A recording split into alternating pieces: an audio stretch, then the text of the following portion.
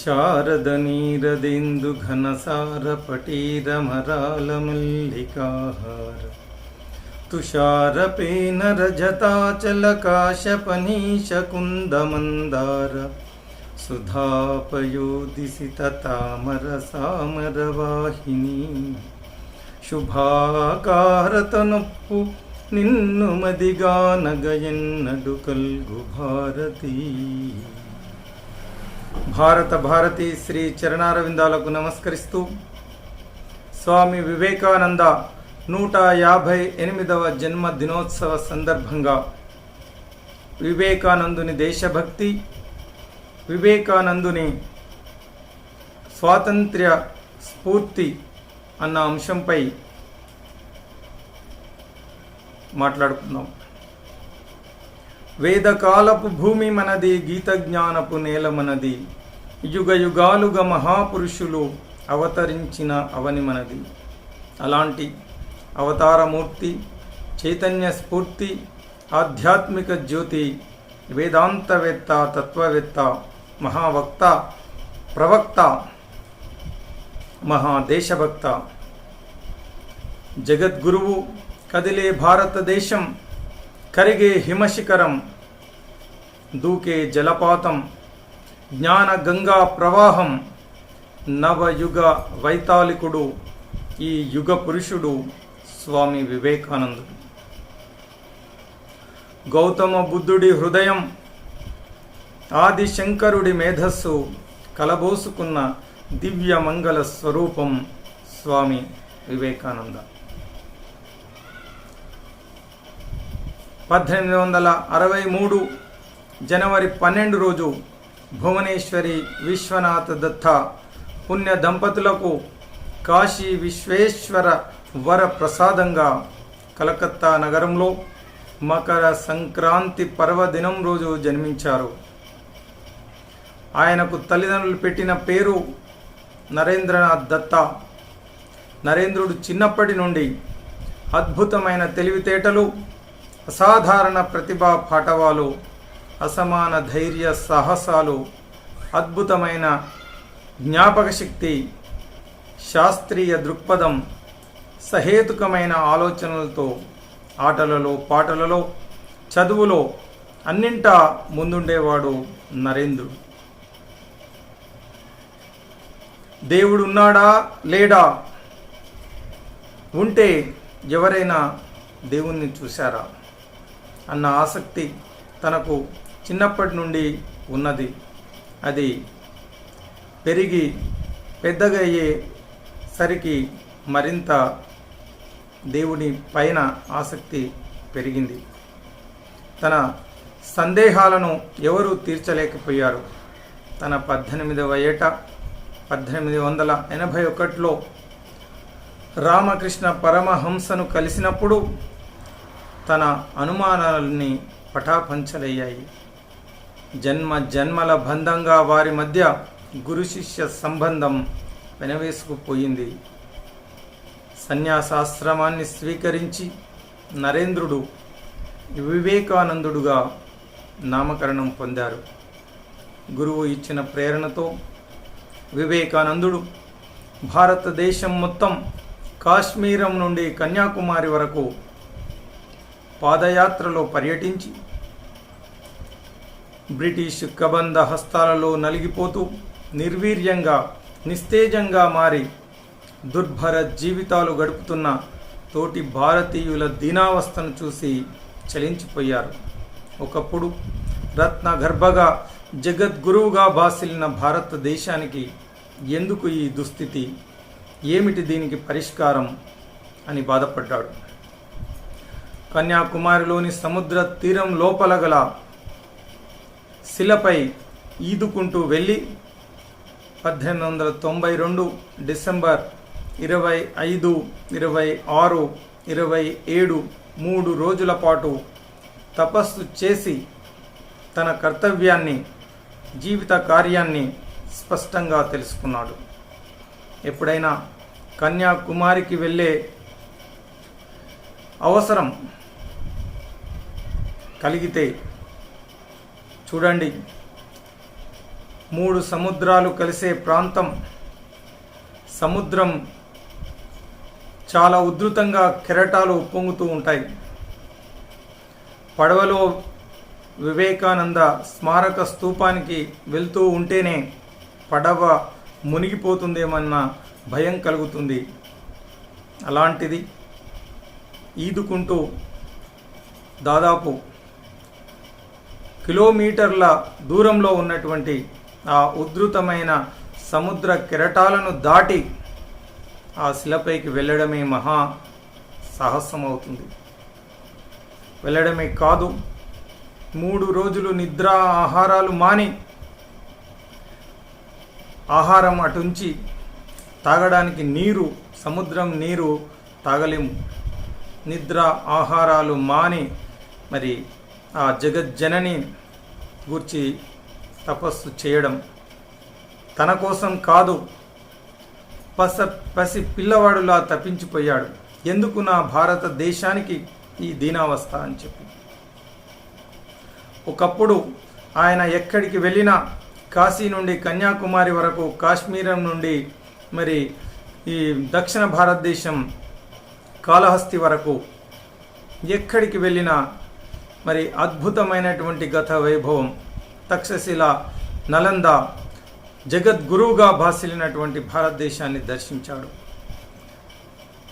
రత్న గర్భగా వెలుగొందినటువంటి భారతదేశాన్ని, గత వైభవాన్ని చూశాడు.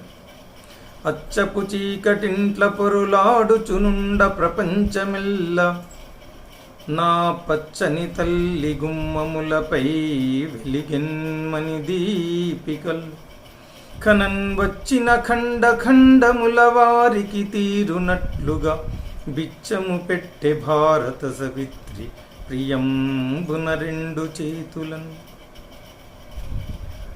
అంగట్లో రతనాలు అమ్మినారట ఇచట, అగ్గిపెట్టెలో పట్టు చీరలల్లారట, రాతిలో రాగాలు పలికించినారట, రాగాలతో రాళ్ళు కరిగించినారట, అంగట్లో రతనాలు అమ్మినారట ఇచట.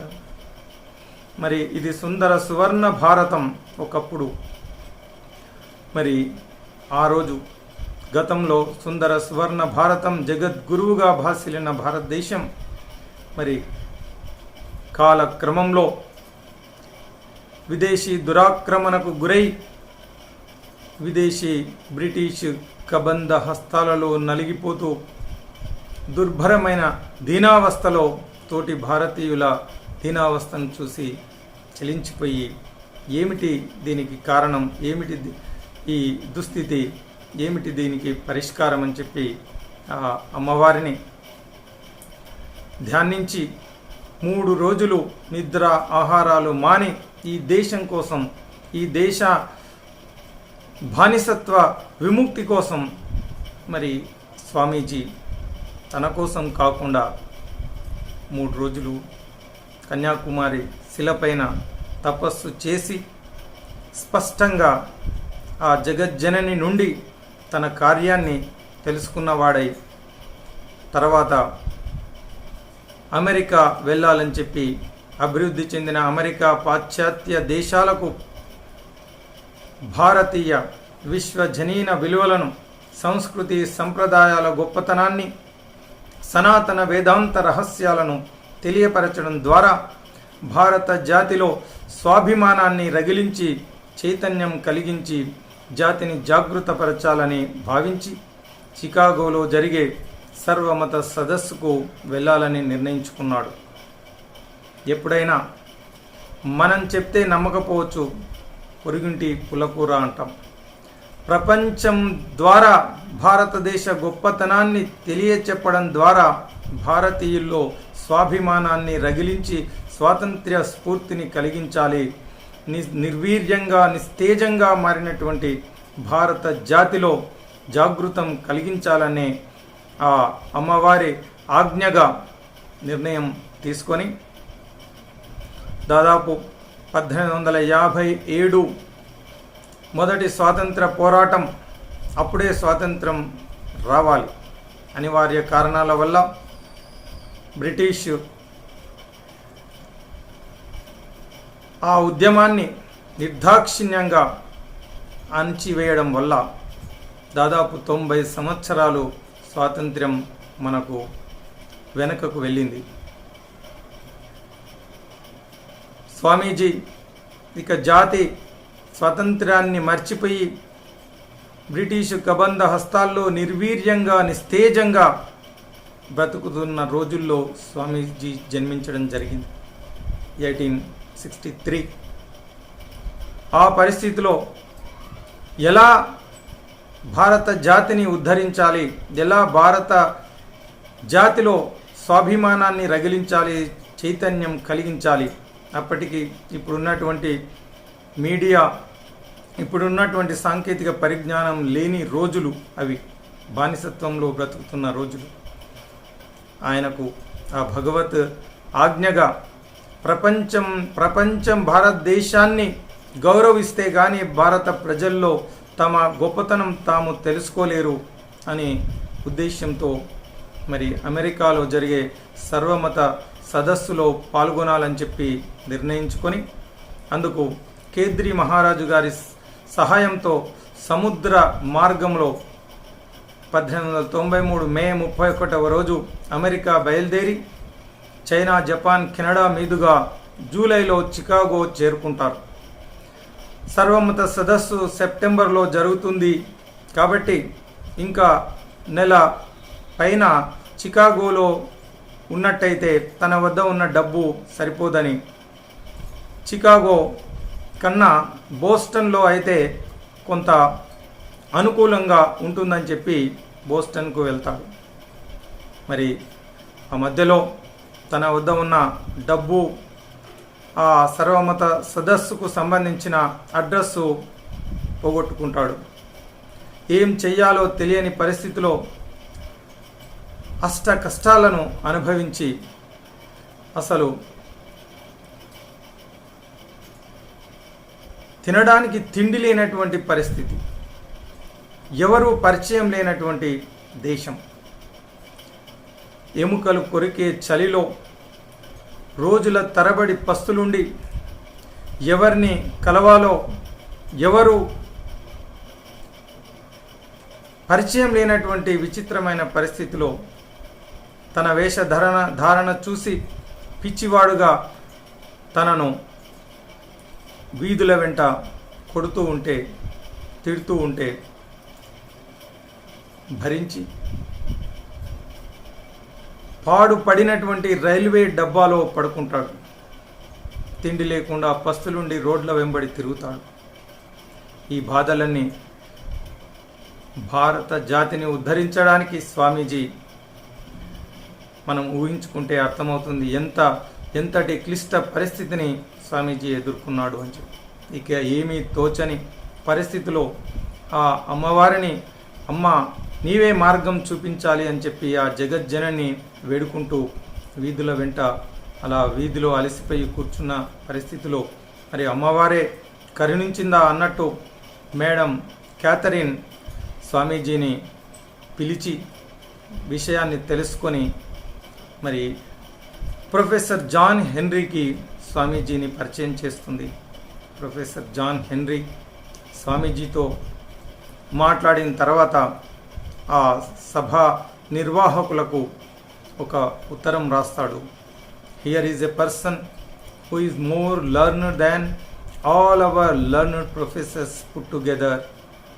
సో ఇలాంటి మన మేధావుల అందరికంటే కూడా మేధావి అయినటువంటి ఈ వ్యక్తిని ఆ సర్వమత సదస్సులో పాల్గొనే అవకాశం కల్పించాలని చెప్పి ఆ ఆర్గనైజర్స్కు ప్రొఫెసర్ జాన్ హెన్రీ రాసినటువంటి ఉత్తరం ద్వారా మరి ఒక బానిస దేశం నుండి, ఎలాంటి సంస్థ నుండి కానీ ప్రాతినిధ్యం లేకుండా ఒక అనామకుడుగా వెళ్ళిన స్వామి వివేకానంద ఆ సర్వమత సదస్సులో పాల్గొనే అవకాశం దక్కుతుంది.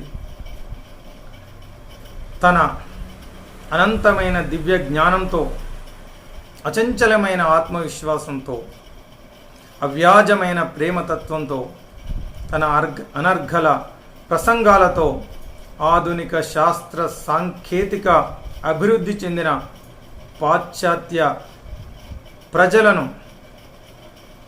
సనాతన ధర్మాన్ని, వేదాంత రహస్యాలను, ఈశావాస్యమిదం సర్వం వసుధైక కుటుంబకం సర్వే జన సుఖినో భవంతు, భారతదేశంలో ప్రతి గుట్టలో పుట్టలో చెట్టులో భగవంతుని దర్శిస్తామని చెప్పి భారతీయులు లోక కళ్యాణం కోసం వసుధైక కుటుంబకం అనే భావనతో ఏ భారతీయుడు నోములు వ్రతాలు ఏది జరిపినా తన కుటుంబం మాత్రమే కాదు, తనతో పాటు సర్వే జనా సుఖినో భవంతు, సర్వే సంతు నిరామయ, సర్వే భద్రాని పశ్యంతు, మా కచ్చిత్ దుఃఖ భార్భవేత్ అని చెప్పి, అంతేకాదు సకల జనులు సుఖంగా ఉండడమే కాదు, పశు పక్షాదులు, దానితో పాటు ఈ గ్రహాలు, అంతరిక్షాలు, ఔషధాలు అన్నీ సుఖంగా ఉండాలని చెప్పి సమస్త విశ్వంలో ద్యౌశాంతి, ఔషధయ శాంతి, వనస్పతయ శాంతి అని చెప్పి, అంతరిక్షం శాంతి, పృథివీ శాంతి అని చెప్పి, మరి సమస్త విశ్వం, అనంత విశ్వము,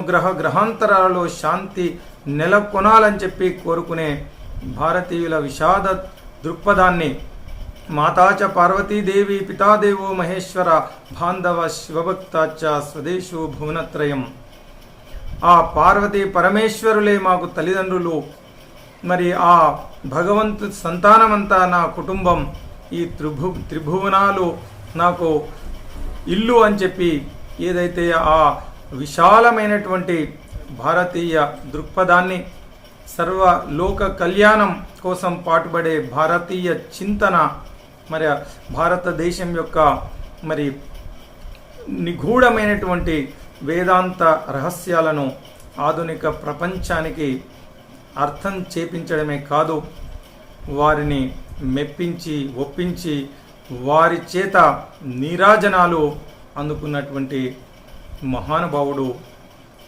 వివేకానందుడు. వివేకానందుని మించిన దేశభక్తుడు మరొకరు లేదంటే అతిశయోక్తి కాదు. అమెరికాలోని విలాసవంతమైన ప్రజల మధ్య ఉంటూ కూడా మరి అంతకుముందు అనామకుడుగా ఉన్నటువంటి స్వామీజీ ఒక్కసారి తన ప్రసంగాల ద్వారా చికాగోలో జరిగిన ఆ సర్వమత సదస్సులో ఒక్కసారిగా మరి ఈ ప్రపంచానికి మార్గదర్శనం చేయగలిగినటువంటి వ్యక్తిగా ఆయన గుర్తింపు పొందడం, ఒక విఐపిగా మారిపోవడం, ఆయన అనర్ఘలమైన ప్రసంగానికి ఆ సర్వమత వేదిక స్వామీజీకి నీరాజనాలు పలికింది. యావత్ యూరోపు స్వామీజీ ప్రసంగాల కోసం తపించిపోయింది. బాపురే పెన్లీడు పసివాడు గద, మరి వీని పుర్రెలో కాపురమున్నది, వివిధ ఖండ విభిన్న మత ప్రబోధ విద్యా పరమార్థ సమన్వయ శక్తి, జగత్తుకి తండె దీపమటంచు వినుతించిరి సర్వసభాజనోత్తములు. పత్రికల్లో పతాక శీర్షికలో ఈయన కథ ప్రపంచానికి మార్గదర్శనం చేయగలిగినటువంటి వ్యక్తి అని చెప్పి కొనియాడడం 3 సంవత్సరాలు 1893 నుంచి నిర్విరామంగా స్వామీజీ యూరోప్ ప్రజలను ఉద్దేశించి, స్వామీజీ తీరిక లేకుండా 3 సంవత్సరాలు మరి స్వామీజీ వాళ్లకు భారతీయ వేదాంతాన్ని, భారతీయ విశాల దృక్పథాన్ని, సర్వజనీనమైనటువంటి భారతీయ విలువల గురించి వారికి తెలియజెప్పడం, ఆ పరిస్థితిలో ఉండి అమెరికా దేశంలో విలాసవంతమైన జీవితాలు చూస్తూ వారి మధ్యలో ఉంటూ కూడా ఏ రోజు స్వామీజీ ఆ విలాసాలకు, భోగాలకు గురి కాలేదు. అది చూసి స్వామీజీ మాత్రం భారతీయుల దీనావస్థను తలుచుకొని చల్లడిల్లి పోని రోజు ఉండేది కాదు. పాశ్చాత్య దేశాల ప్రజలకు ఇన్ని సిరి సంపదలు ఇచ్చావు, ఏం పాపం చేశారని కోట్లాది మంది భారతీయులకు కనీసం ఒక్క పూట తినే భోజనం కూడా లేనటువంటి దుర్భర దారిద్ర్యాన్ని ఇచ్చావు తల్లి అని ఆ జగజ్జననిని ప్రార్థిస్తూ పసి పిల్లవాడిలాగా పరితపించిపోయారు స్వామీజీ. భారత జాతిని ఎలా జాగృతపరచాలని ఎన్నో నిద్రలేని రాత్రులు గడిపేవాడు స్వామీజీ. అమెరికాలో విలాసవంతమైన జీవితాన్ని ఎప్పుడూ గడపలేదు. ఒకరోజు ఒక ఇంద్రభవనం లాంటి ఇంట్లో స్వామీజీ అతిథిగా ఉండి ఆయన గెస్ట్ రూమ్లో విశ్రాంతి తీసుకుంటూ ఉన్నాడు.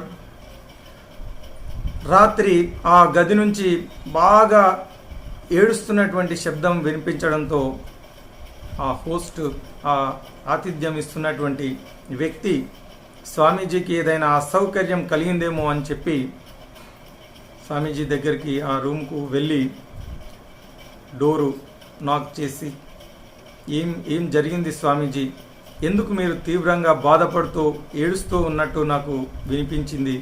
స్వామీజీని చూసేసరికి కళ్ళల్లో ఆ ఏడ్చినట్టు ఆ ముఖం కనిపించడంతో మీరు ఎందుకు ఇంత తీవ్రంగా బాధపడుతున్నారు, ఏం జరిగింది, ఏదైనా అసౌకర్యం, ఇన్కన్వీనియన్స్ ఇక్కడ మీరు ఫీల్ అవుతున్నారా అని చెప్పి అడిగినప్పుడు అదేం లేదు, ఇంద్రభవనం లాంటి ఇల్లు సమస్త సౌకర్యాలు మీరు కల్పించారు, మరి ఎందుకు స్వామీజీ మీరు తీవ్రంగా బాధపడుతూ ఉన్నారంటే బాధపడడం నిజం, ఎందుకంటే ఇక్కడ ఈ సిరి సంపద అమెరికాలో సిరి సంపదలతో తులతూగుతూ ఉన్నటువంటి అమెరికా ప్రజలను చూసి మరి ఏం పుణ్యం చేశారు ఈ అమెరికా వాళ్ళు, ఏం పాపం చేశారు నా భారతీయులు, ఎందుకు నా తోటి భారతీయులకు ఈ దుర్భర దారిద్ర్యం, కనీసం తినడానికి తిండి లేనటువంటి ఆ దుర్భరమైనటువంటి ఆ దీనావస్థను గుర్తు చేసుకొని ఎందుకు తల్లి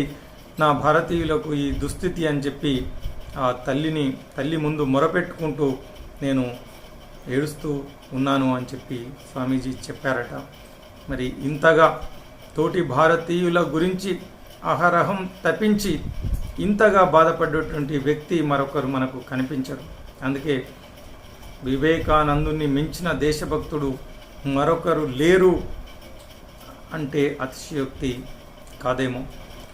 అమెరికాలో స్థిరపడి హాయిగా అక్కడే ఉండే అవకాశం ఉన్నప్పటికీ మరి ఈరోజు ఎంతోమంది ఇక్కడ భారతీయుల సగటు మనిషి శ్రామికుల చెమట చుక్కల నుండి చదువు సంధ్యలు నేర్చుకున్నటువంటి ఎందరో ఈరోజు విదేశాలకు వెళ్ళి స్థిరపడుతూ ఉన్నారు.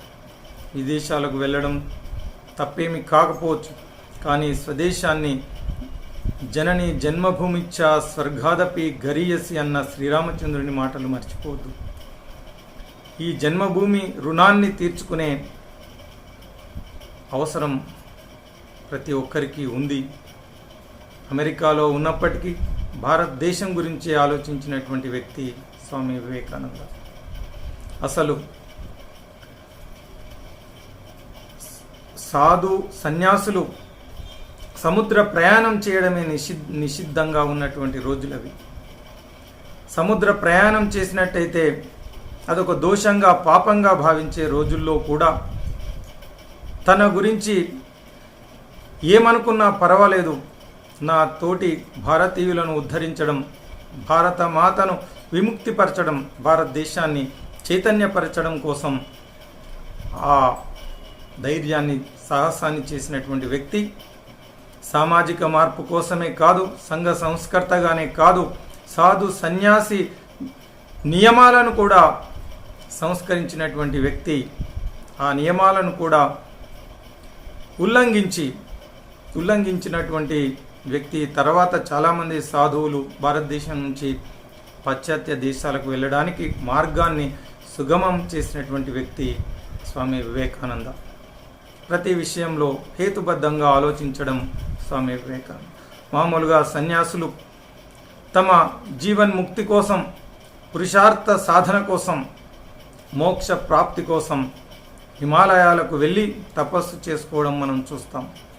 కానీ ఇక్కడ ఈ సాధువు, ఈ సన్యాసి హిమాలయాల నుంచి కన్యాకుమారికి వచ్చి తన కోసం కాకుండా భారత జాతి విముక్తి కోసం తపించిపోయినటువంటి వ్యక్తి స్వామి వివేకానంద. అమెరికాలో ఆ విలాసవంతమైన జీవితంలో ఉంటూ అనునిత్యం తన ఉచ్ఛ్వాస నిశ్వాసలు భారత ప్రజలను గురించి, భారతదేశాన్ని ఉద్ధరించడం గురించి, భారతదేశంలో అతి సామాన్యులు పడుతున్నటువంటి దీనావస్థను చూసి పరితపించినటువంటి వ్యక్తి భరతమాత ముద్దుబిడ్డ స్వామి వివేకానంద. తల్లికి దూరమైన బిడ్డలాగా ఎప్పుడెప్పుడు తిరిగి భారతదేశానికి వస్తానా అని చెప్పి, రావాలని చెప్పి పరితపించినటువంటి వ్యక్తి స్వామి వివేకానంద. 3 సంవత్సరాలు అనర్ఘలంగా 1893 నుంచి 96 వరకు నిర్విరామంగా యూరోప్ దేశాలలో పర్యటించి భారత జాతి గొప్పతనాన్ని, సనాతన ధర్మ విలువలను, భారతీయ సంస్కృతి సంప్రదాయాల శాస్త్రీయ దృక్పథాన్ని మరి పాశ్చాత్య దేశాలకు పరిచయం చేసి అక్కడ నీరాజనాలు జేజేలు అందుకున్న తర్వాత భారతదేశానికి ఎప్పుడు వస్తానా అని చెప్పి ఎదురుచూస్తూ భారతదేశానికి వచ్చిన తర్వాత స్వామీజీ అంటారు, అమ్మా భారతి నీ కుమారుడు ఈ వివేకానందుడు, ఈ ధూరకంఠముల్ చుట్టి జగత్సభా విజయ గంటల్, విఖ్యాతి సౌధముల్ మెట్టియు తృప్తి నొందక, భవత్పాదాబ్జ సౌరభ్యము లేశము ఆగ్రానము చేయగవచ్చే, వాత్సల్యాబ్ది ఓదార్పవే. భారతదేశంలో ఉన్నప్పుడు భారతదేశం అంటే నాకెంతో గౌరవం. కానీ అమెరికా వెళ్ళిన తర్వాత ఇక్కడ ప్రతి ధూళికణం నాకు పరమ పవిత్రంగా అనిపిస్తుంది అంటారు స్వామీజీ. భారతదేశానికి తిరిగి వచ్చి ఈ దేశంలో పర్యటిస్తూ అనేక ఉత్తేజపూరితమైన ప్రసంగాలను చేసి జాతిని జాగృతం చేసినటువంటి వ్యక్తి స్వామి వివేకానంద. 1898లో బేలూరు మఠాన్ని ప్రారంభించారు. దానికి అనామికత జీవితం, యువత సత్యం, జ్ఞానం, త్యాగం, శీలం ఆదర్శాలుగా బతకాలంటారు. Service and sacrifice should be the motto for Indian youth అని చెప్తారు. అందుకే తన పేరు, తన తల్లిదండ్రుల పేరు కాకుండా తన యశస్సును, కీర్తిని సమస్తం గురుదేవుల పాదాల చెంత ఉంచినటువంటి ఆదర్శ శిష్య చూడామణి స్వామి వివేకానంద.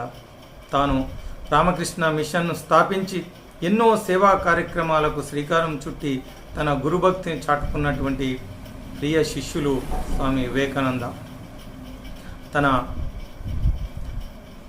గురువు ఇచ్చినటువంటి ప్రేరణ భారతీయ యువతలో దేశభక్తిని ప్రేరేపించి, స్వాభిమానం రగిలించి వారిని స్వాతంత్ర్య ఉద్యమంలో పాల్గొనేటట్లు చేసింది స్వామి వివేకానంద. మానవ సేవే మాధవ సేవ అంటారు. దీన దుఃఖిత పీడిత ప్రజల్లో దేవుణ్ణి చూడమని, దరిద్ర నారాయణ అని చెప్పి పిలుపునిచ్చినటువంటి మహనీయులు స్వామి వివేకానంద. స్వామీజీ నిరంతరం దీన దుఃఖ పీడిత ప్రజల కోసమే ఆలోచించినటువంటి వ్యక్తి స్వామి వివేకానంద. మాతృదేవోభవ, పితృదేవోభవ, ఆచార్య దేవోభవ, అతిథి దేవోభవ అన్న ఆర్యోక్తులు మనకు తెలుసు. వాటికి మరొక పంచమ శృతిని జోడించినటువంటి వ్యక్తి దరిద్ర దేవోభవ అనమని నినదించినటువంటి వ్యక్తి స్వామి వివేకానంద. ప్రతి వ్యక్తిలో ఆ దైవం ఉన్నప్పుడు మరి తోటి భారతీయుడు, తోటి మానవుడు దుర్భరమైనటువంటి దీనావస్థలో ఉంటే ఎలా చూసి ఊరుకుంటామని చెప్పి ప్రశ్నించినటువంటి వ్యక్తి వివేకానంద. నా దేశంలో ఒక కుక్క కూడా ఆకలితో చావడానికి వీల్లేదు అంటారు. నాకు మోక్షం అక్కర్లేదు, నా దేశ ప్రజలకు సేవ చేయడానికి కోటి జన్మలైన ఈ కర్మభూమిలోనే జన్మిస్తాను అంటారు స్వామి వివేకానంద. భారత జాతి నాది నవ భారత వీర కిశోర నేను, ఈ భారతి కన్న తల్లి నన్ను పాలన చేసిన పాలవెల్లి, ఈ భారత జనులకు సేవ చేయగా ఈ భారత మాతృగర్భమున కోరి జన్మింతు శతకోటి జన్మములు. నా భారత జాతిని ఉద్ధరించడానికి కోటి జన్మలైన ఈ కర్మభూమిలో, ఈ ధర్మభూమిలో ఇక్కడే జన్మిస్తాను అంటారు. అది స్వామీజీ దేశభక్తి. శ్రమ జీవుల చెమట చుక్కల నుండి, కార్మికుల యంత్రాల నుండి, కర్షకుల పొలాల నుండి నవీన భారతం ఉద్భవించాలి. రాబోయే 100 సంవత్సరాలు భారత ప్రజలు కుల మత భేదాలను పక్కన పెట్టి సమస్త ముక్కోటి దేవతలను ఆరాధించడం మానేసి కేవలం భారత మాతను మాత్రమే ఆరాధిస్తే జాతి అభివృద్ధి చెందుతుంది అంటారు. Mother India. అన్నిటినీ పక్కన పెట్టండి, కులాలు, మతాలు, వర్గాలు, ప్రాంతాలను వదిలిపెట్టి, ముక్కోటి దేవతలను వదిలిపెట్టి కేవలం భారతీయులు అంతా మదర్ ఇండియా మాతృభూమిని, భారత మాతను ఆరాధించడం వల్లే జాతి జాగృతమవుతుంది, జాతి పునర్వైభవం సాధిస్తుంది అని ధైర్య సాహసాలతో పిలుపునిచ్చినటువంటి సాధు సన్యాసి మరి స్వామి వివేకానంద. అశాంతితో అల్లాడిపోతున్న ఆధునిక ప్రపంచానికి శాంతి సందేశం అందించి భారతదేశం ప్రపంచానికి మార్గదర్శనం చేయవలసి ఉంది అంటారు స్వామి వివేకానంద. యూరోప్లో సర్వమత సదస్సులో ద్వేషం, హింస, మతోన్మాదం, దేశం హింస మతోన్మాదం కారణంగా, రాజ్యకాంక్ష, దురభిమానం కారణంగా ఈ ప్రపంచంలో అనేక మారణ హోమాలు జరిగి రక్తపు టేరులు ప్రవహించి భూమి, ఈ పవిత్రమైనటువంటి భూమి రక్తంతో తడిసిపోయింది. ఇక కలంతో కానీ ఖడ్గంతో కానీ జరిగే హింస ద్వేషానికి స్వస్తి పలుకుదాం. మానవ కళ్యాణం కోసం మనం కలిసి పనిచేద్దాం అన్న స్వామీజీ పిలుపు ఈ ప్రపంచం భారతదేశానికి మార్గదర్శనం చేయవలసి ఉంది అంటారు. మరొక్కసారి జగద్గురువుగా ప్రపంచానికి తన గురుతరమైన బాధ్యతతో ప్రపంచాన్ని ఒక ఆదర్శ సమాజం వైపు నడిపించవలసిన అవసరం ఉంది. అది భారతదేశం నుండి జరగాలి అని కలగంటారు స్వామి వివేకానంద. స్పష్టంగా కనిపిస్తూ ఉంది, రాబోయే కాలంలో భారత జాతి ఈ బానిస సంఖ్యలను తెంచుకుంటుంది. భారతదేశం దాస్య విముక్తి పొందుతుంది, స్వేచ్ఛ వాయువులను పీల్చుకుంటుంది. భారత జాతి నుండి ప్రపంచానికి జ్ఞాన జ్యోతి ప్రవహించాల్సిన అవసరం ఉంది. మరొకసారి జగద్గురువుగా భారతదేశం ప్రపంచానికి మార్గదర్శనం చేస్తుంది అని భవిష్యవాణి వినిపిస్తారు. కలగంటి కలగంటి కలగంటినమ్మా, నేను కలగంటినమ్మా, కలగంటి కలగంటి కలగంటినమ్మా, నేను కలగంటినమ్మా. కలలోన భారతి కనకపీఠమునెక్కి, కలలోన భారతి కనకపీఠమునెక్కి, ఏడేడు లోకాలు ఏలుతున్నట్టు ఏడేడు లోకాలు ఏలుతున్నట్టు కలగంటి కలగంటి కలగంటినమ్మా, నేను కలగంటినమ్మా. భారతదేశం జగద్గురువుగా భారతమాత కనకపు సింహాసనం పైన ఈ ప్రపంచాన్ని ఏలుతున్నట్టు దర్శనం చేస్తారు స్వామి వివేకానంద. స్వాతంత్ర్య ఉద్యమంపై స్వామీజీ ప్రభావం. స్వామీజీ 1902లో పరమపదిస్తే 1947, 50 దాదాపు 45 సంవత్సరాల తర్వాత స్వాతంత్ర్యం లభించింది. 1897లోనే స్వామీజీ చెప్తారు, ముక్కోటి దేవతలను పక్కన పెట్టి సమస్త భారత జాతి మాతృభూమిని ఆరాధిస్తే భారత జాతికి విముక్తి లభిస్తుంది అంటారు. అదే విధంగా 50 సంవత్సరాల తర్వాత భారత జాతికి విముక్తి లభించింది, స్వాతంత్ర్యం సిద్ధించింది.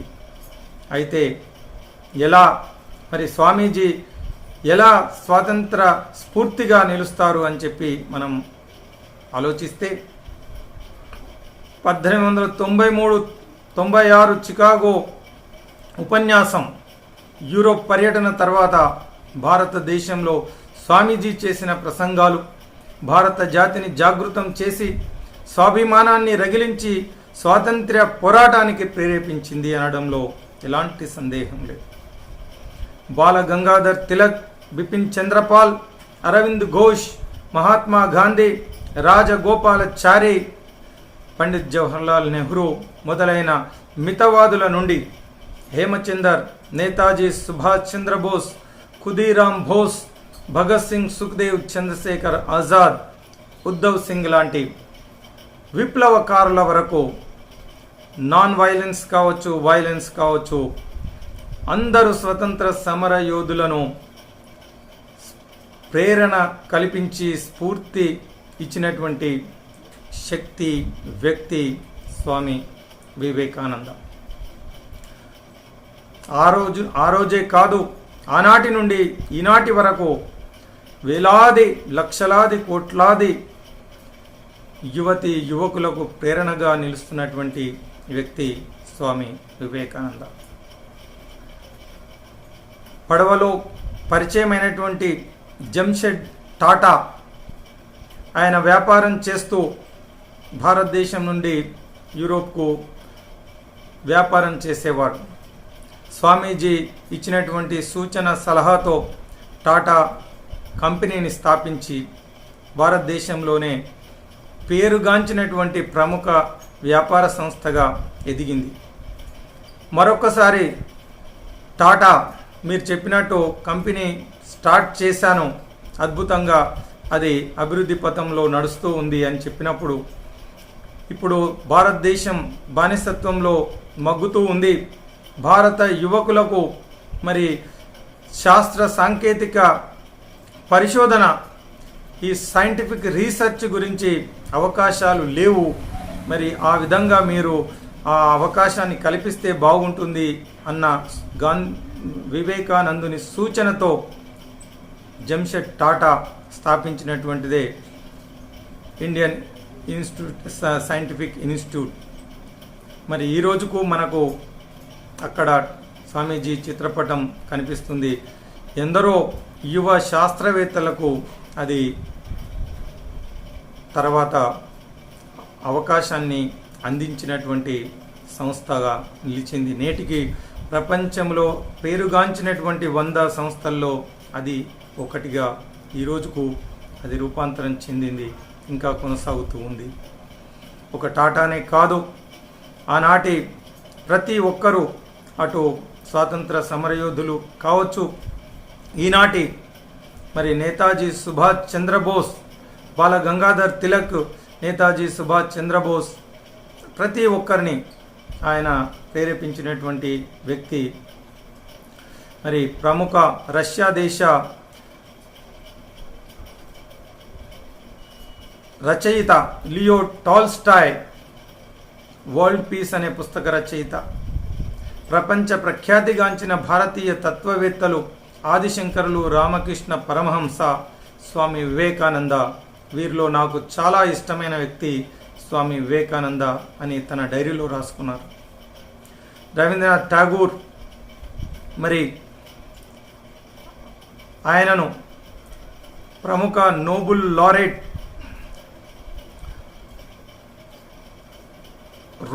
రోమెన్ రోలాండ్ భారతదేశం గురించి ఆయన స్వామీజీ గురించి చదివిన తర్వాత ఆయన మొట్టమొదలు స్వామీజీ గురించి రాసినటువంటి వ్యక్తి ఈ రోమెన్ రోలాండ్.